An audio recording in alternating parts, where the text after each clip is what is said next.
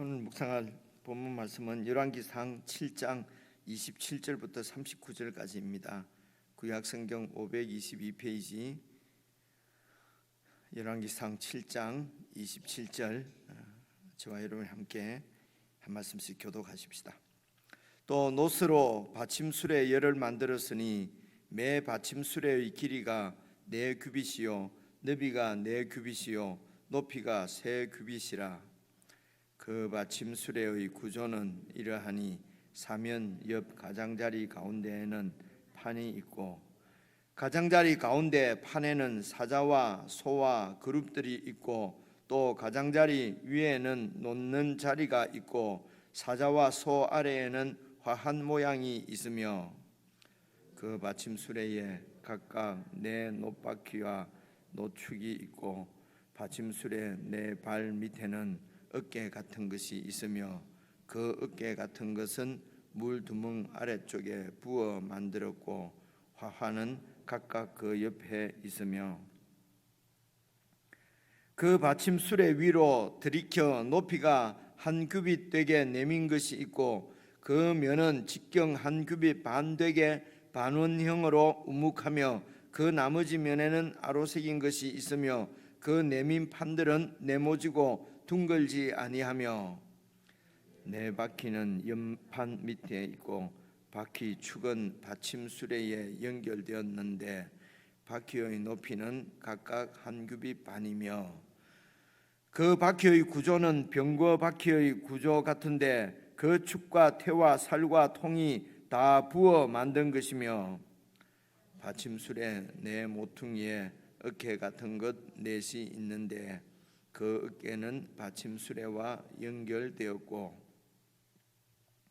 받침수레 위에 둥근 테두리가 있는데 높이가 반 규빗이요 또 받침수레 위의 버팀대와 옆판들이 받침수레와 연결되었고 버팀대 판과 옆판에는 각각 빈 곳을 따라 그룹들과 사자와 종려나무를 아로새겼고 또 그 둘레에 화한 모양이 있더라. 이와 같이 받침수레 10개를 만들었는데 그 부어 만든 법과 크기와 양식을 다 동일하게 만들었더라. 또 물두멍 10개를 노스로 만들었는데 물두멍마다 각각 40밭을 담게 하였으며 매 물두멍의 직경은 4규빗이라 10 받침수레 위에 각각 물두멍이 하나씩이더라. 그 받침수레 5은 성전 오른쪽에 두었고 함께 읽겠습니다. 5은 성전 왼쪽에 두었고 성전 오른쪽 동남쪽에는 그 바다를 두었더라.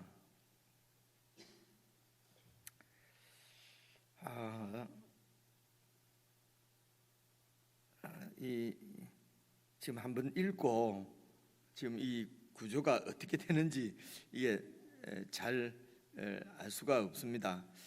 그리고 또 이제 이 여기 나와 있는 말씀대로 이제 재현을 해서 한번 이렇게 그 물두멍 또 놋받침 수레를 이렇게 한번 만들어 보려고 하면 대략 그 그림은 나오는데 뭐 정확한 이런 이게 설계도 그림이 아니니까요.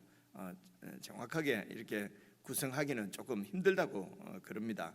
그리고 거기에 뭐 여러 그림들도 있고 하는데 이제 그런 그림들이 어떤 영적인 의미를 갖고 있는지 이런 부분도 뭐 또 정확하지는 않다고 그래요.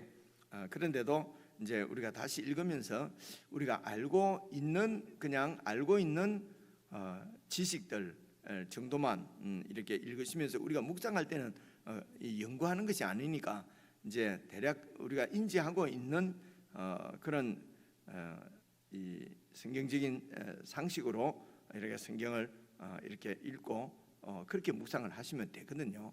그래 아침마다 이렇게 이 성경을 연구해서 이렇게 할 수는 없는 그런 시간적인 여유니까요. 이제 그런 정도 말씀을 드리고, 그래 제일 마지막 절을 보시면은 그 받침수레 5은 성전 오른쪽에 두었고 5은 성전 왼쪽에 두었고 그리고 성전 오른쪽 동남쪽에는 그 바다를 두었다. 그래서 말씀드린 대로 성전의 입구는 여러분 그 성막도 그렇고요, 모세 시대 때 만드는 성막이든지 성전이든지 입구가 항상 이 동쪽이거든요. 그러니까 동쪽에서 이렇게 쭉 이제 이 문으로 이렇게 이제 들어온단 말입니다. 들어와서 그리고 이제 성전이 있지요. 이 전체를 성전이라 하기도 하고 또 이 그 지성소와 성소가 있는 것을 또 성전이라고 하기도 하고 막 이렇게 해요. 그래서 그런 그 단어 용어는 이제 딱 우리가 다 번역을 한 것이니까 딱 정해놓기가 힘들죠, 그죠? 그래서 이제 그 모세 그 성막 때는 이제 성막이라고 그러고 이제 그것을 성소라고 그러고, 그래서 지성소, 내성소 이제 이렇게 나누어지거든요. 그러니까 이제 성소가 있고, 그래 쭉 들어오면은 이제 이런 그 번제단이 있습니다. 번제단. 그리고 번제단과 이제 이 성소 들어가는 사이에 이 그 출애굽기에 보면은 성막을 만들 때는 거기에 물두멍이 있었거든요. 그러니까 그 물두멍에서는 이제 성소에 들어가서 이제 제사장들이 이제 이렇게 여러분 떡도 12떡도 이렇게 일주일에 한 번씩 갈아야 되고요. 매일 아침 저녁으로 또 이 등잔 때도 이제 불이 계속 붙고 있기 때문에 그 청소도 하고 그리고 분향단에 향도 피우고 또 꺼진 것은 또 재도 끄집어내고, 이런 일들을 이제 이렇게 성소 안에서 이제 그 제사장들이 이제 당번을 정해서 그런 일을 하고요. 그리고 이제 지성소에는 아시다시피 1년에 한 번 대제사장이 이제 그 송아지 염소의 피를 가지고 이러면 들어가는 건 알지 않습니까? 그죠? 그래서 이렇게 성소에 들어갈 때 물두멍에 있는 물로 제사장들이 손과 발을 씻고 그렇게 들어가도록 되어 있었어요. 그러니까 하나님을 섬길 때는 이렇게 그 정결 예식이라 그러죠.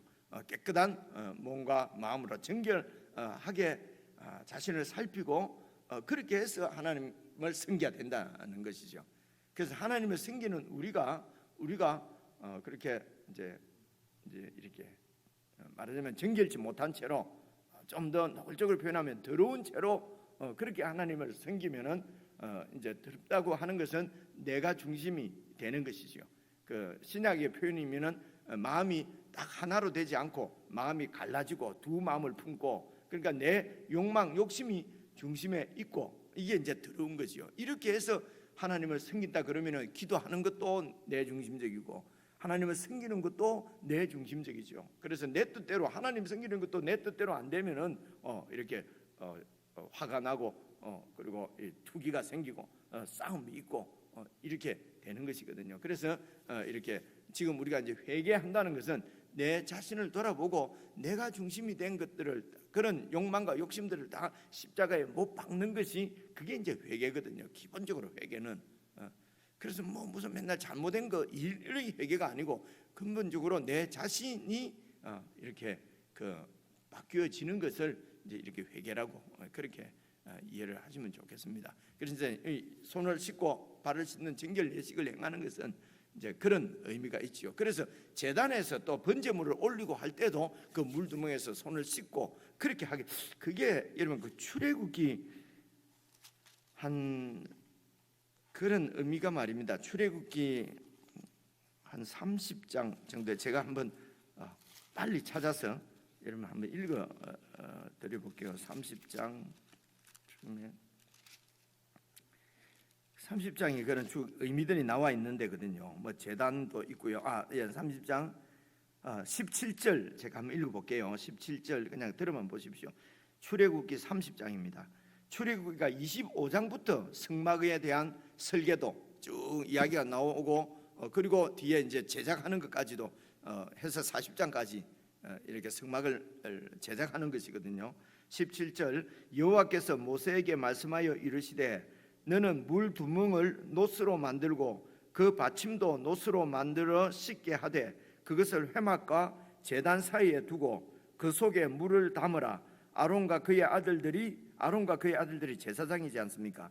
그 두멍에서 수족을 씻되 그들이 회막에 들어갈 때에 물로 씻어 죽기를 면할 것이요 제단에 가까이 가서 그 직분을 행하여 여호와 앞에 화제를 사를 때에도 그리할지니라. 이와 같이 제사장 그들이 그 수족을 씻어 죽기를 면할지니 이는 그와 그의 자손이 대대로 영원히 지킬 규례니라. 그래서 이 제사장들이 수족을 씻지 않고 번제단에 이렇게 제사를 드리거나 제사를 드리거나 혹은 성막에 들어가게 되면은 죽는다는 것입니다. 그죠? 이렇게 이제 출애굽기에는 그래서 자손 대대로 수족을 씻어서 영원히 지킬 규례니라. 그런데 이제 이런 영원히 지켜지는 규례는 다 예수 그리스도 안에서 다 성취되는 것입니다. 나라가 멸망하고 성전도 다 멸망했지 않습니까? 그죠? 그래서 이런 손을 씻고 자신을 정결하게 해서 하나님 앞에 나가도록 그래서 이렇게 영원히 그렇게 하지 않으면 죽는다는 것입니다. 그래서 이 규례를 영원히 지켜야 되는데 영원히 지키는 규례는 예수 그리스도 안에서 왕 같은 제사장 된 저와 여러분이 하나님을 섬길 때에 정결한 몸으로 깨끗하게 해서 하나님 앞에 나가지 않으면 죽는다는 의미지요. 그런데 우리가 어떻게 정결할 수가 있습니까? 예수 그리스도의 보혈이지요. 그래서 예수 그리스도의 피가 바로 이 물두멍도 예수 그리스도를 이렇게 예표하는 것이다. 그래서 성전에 있는 성소와 성전에 있는 모든 기물들도 다 예수님을 예표한다 하는 뜻은 예수님 안에서 그 의미가 다 성취되어진다 이런 뜻입니다. 그래서 그리스도의 보혈로 정결하게 손과 발을 씻는 것은 손발만이 아니라 제사장 전체를 씻는 거잖아요. 그때는 이스라엘 백성들 12지파 중에 제사장만 제사를 드렸지만은 근데 예수님 안에서 모든 백성이 우리가 제사장이 된 거죠. 이것도 모든 사람이 하나님을 섬기는 제사장 역할을 하는 것도 예수님 안에서 다 성취가 된 것입니다. 그래서 저와 여러분이 이제 제사장 직분을 행하는데 그 제사장 직분이 뭐냐면은 하나님을 섬기는 것입니다. 그렇죠?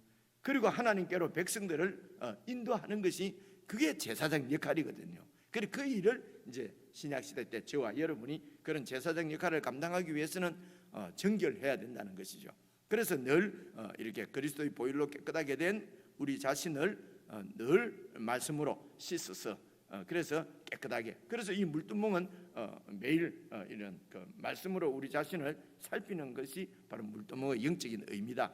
그러면 이렇게 딱 생각을 해보면은 이제 그럴 수 있지 않습니까? 그래서 이제 이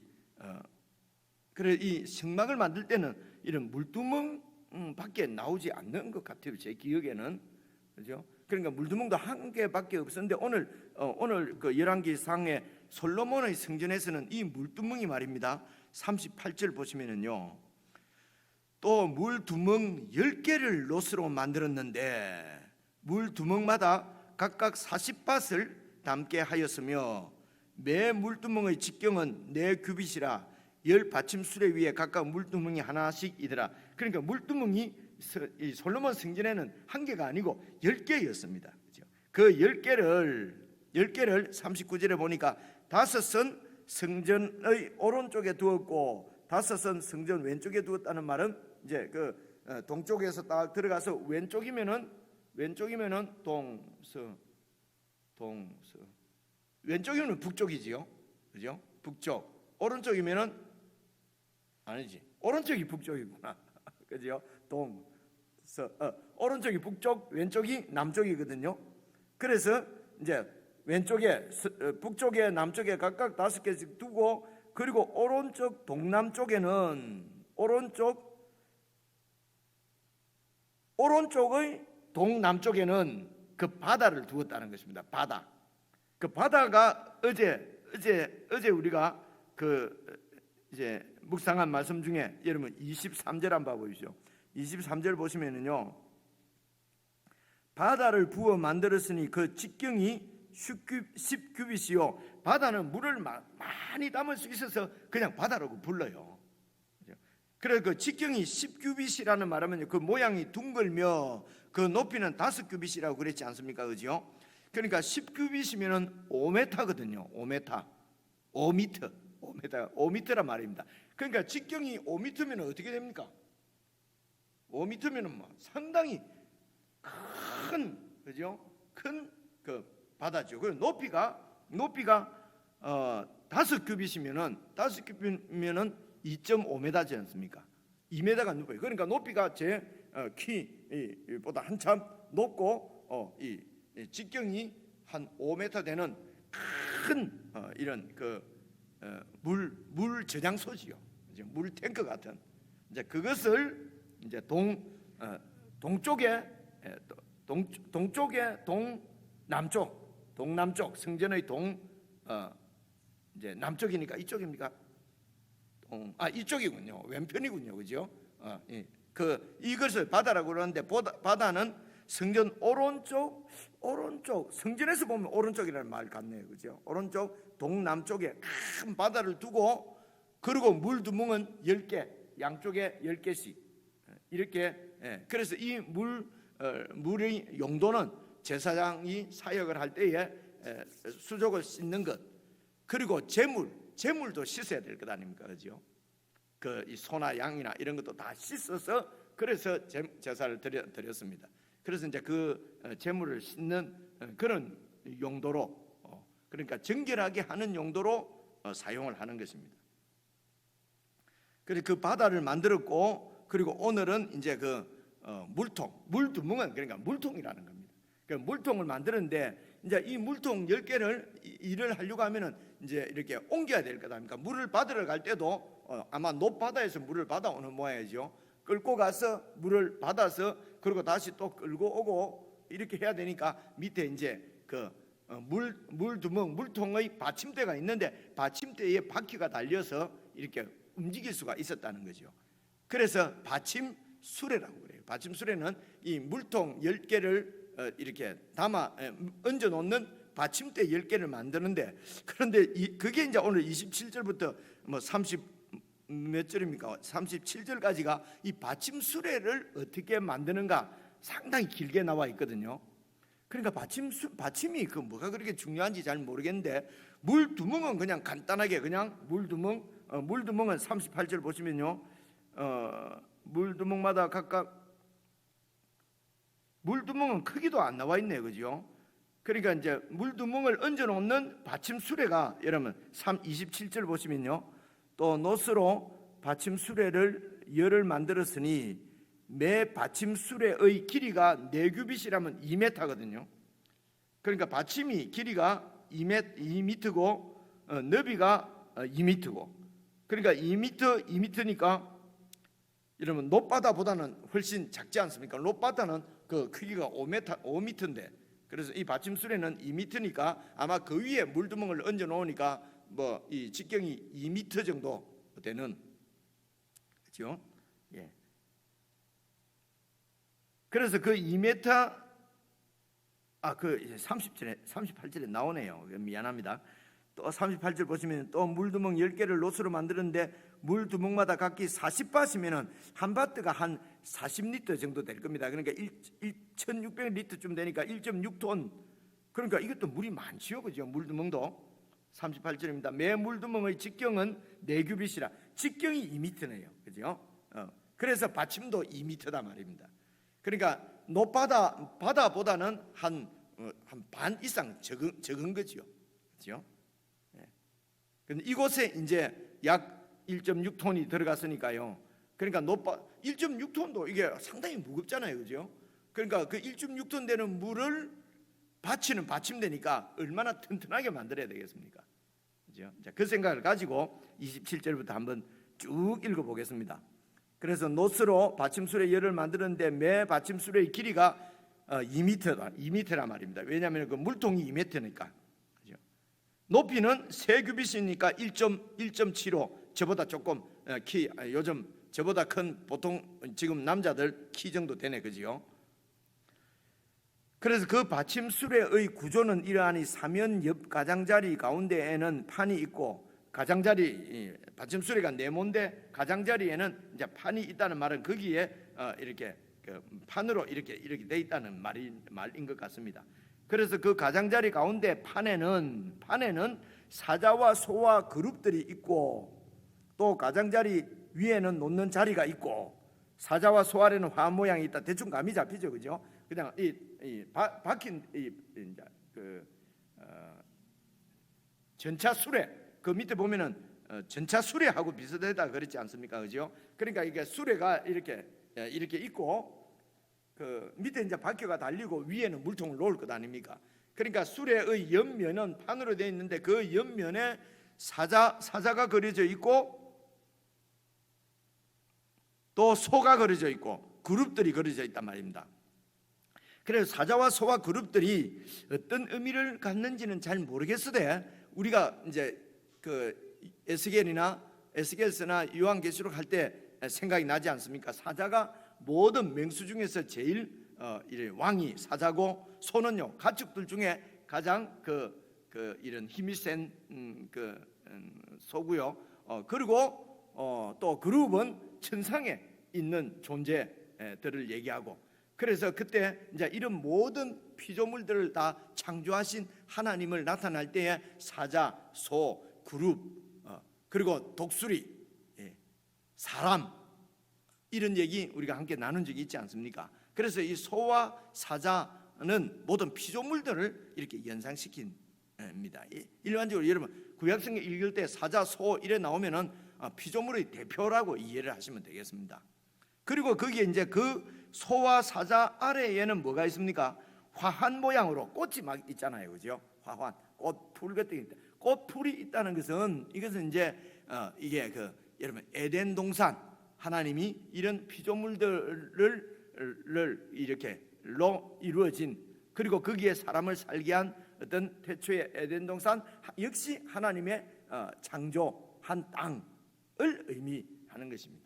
그래서 이제 물두멍에 손을 씻을 때도 바로 우리가 섬기는 제사장이 섬기는 하나님이 내가 지금 예배를 드리고 섬기는 하나님이 창조주시라는 것입니다. 이제 그런 의식을 가지고 그렇게 창조주 앞에 그 창조주시기 때문에 지금도 이 세상을 주인으로서 통치하시는 주권자 대주제라고 하는 것입니다. 창조주시며 대주제이신 하나님을 찬양하는 이제 그림이 그 당시에 이제 그렇게 제가 참 말도 갖다 붙이는 것도 참 잘 갖다 붙이죠, 그죠? 근데 이제 그런 의식들을 가지고 무슨 크게 연구를 해서 뭘 이렇게 소를 그리고 했겠습니까, 그죠? 바로 소와 이런 그 사자 그리고 화환 이런 것들은 하나님의 창조 세계를와 하나님의 그 피조물들을 의미한다라고 이해를 하면 좋겠습니다. 그런 모양이 있고 그리고 30절 보시면요 그 받침 수레의 각각 각각 네 놋바퀴와 놋축이 있고 그러니까 밑에 바퀴도 놋으로 만들고 바퀴가 4개지요. 그리고 바퀴가 돌아가려면 축이 있어야 되지 않습니까? 그죠? 그래 앞뒤로 축이 있고 그렇게 해서 받침술의 4발 밑에는 어깨 같은 것이 있다는 말은 이제 이어주는 것이죠. 받침하고 밑에 이제 바퀴하고 붙여야 되니까요, 그죠?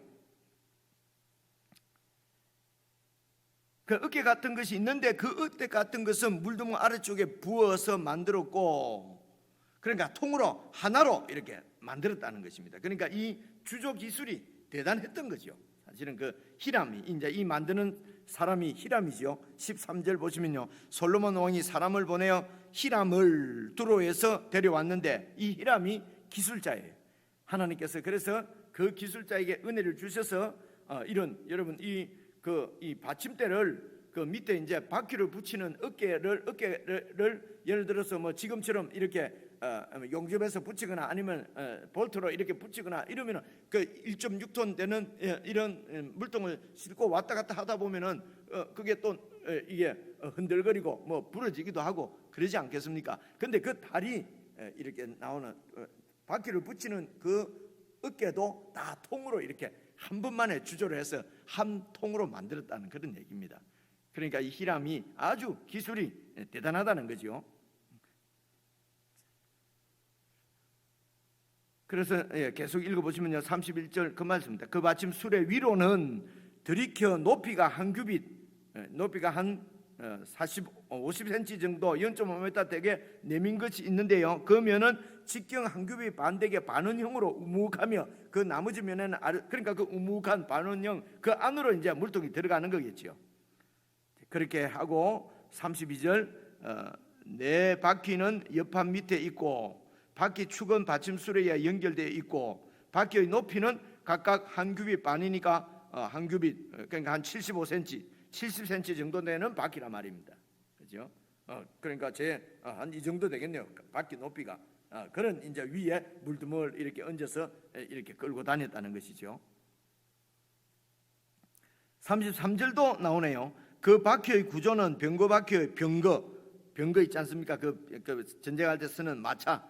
바퀴의 구조 같은데 그 축과 태와 살과 통이 다 한 통으로 부어서 만든 것이며, 받침술의 네 모퉁이에 어깨 같은 것이 넷이 있는데 그 어깨는 또 받침수레와 연결되었고, 받침수레 위에 둥근 테두리가 있는데 높이가 반규빗이요, 또 받침수레 위에 버팀대와 옆반들이 받침수레와 연결되었고, 이게 그냥 이 모든 말이 그냥 여러분 받침대가 있고 그 밑에 바퀴가 있고 그 위에 물통을 놓을 수 있도록 이렇게 네 군데 이렇게 이렇게 이제 물통이 떨어지지 않도록 그런 지시대가 있다는 얘기입니다. 그리고 36절 보시면요, 버팀대 판과 옆판에는 각각 빈 곳을 따라서 그곳에도 다 그룹들과 사자와 종려나무를 아로 새겼고 그 둘레에 화환 모양이 있고, 다 이런 에덴 동산의 모습 혹은 이런 하나님의 피조물들, 피조 세계를 이렇게 다 이렇게 새겼는지 그렸는지는 잘 모르겠습니다. 아마 새긴 것 같습니다. 그리고 이제 37절이 중요한데요. 이와 같이 받침술에 10개를 만들었는데 그 부어 만든 법과 크기와 양식을 다 동일하게 만들었더라. 지금이야 이 기술이 다 이 공장에서 하니까 똑같은 물건을 막 이렇게 만들어내는 것이 어려운 일이 아닙니다만, 그때는 이제 하나하나 손으로 다 이렇게 주조도 다 하나하나 다 이렇게 틀을 만들고 해야 되지 않습니까? 그죠? 그리고 주조하고 그게 이렇게 마무리 작업을 하는데 10개가 다 동일하게 이렇게 만들었다는 것이죠. 그러니까 히람이 아주 그런 이제 기술이 좋았는데 그 기술을 원래 기술자에게 하나님께서 이제 은혜를 주셔서 지혜를 주셔서 이런 모든 성전에 있는 기구를 노수로 제작하는 것은 이 히람이 다 전담을 해서 이렇게 잘 완성을 했다. 이제 이런 뜻입니다. 그래서 이제 38절 그래 오늘 말씀은 그래서 물두멍을 노수로 만들었는데 그 받침대 만드는 것을 이렇게 길게 계속 생각을 해봤는데, 아니 받침대 만드는 걸 왜 이렇게 길게 설명을 했을까 생각을 해보니까 정말 그 어려운 작업인데 하나님께서 지혜를 주셔서 잘 해냈다는 것입니다. 해냈고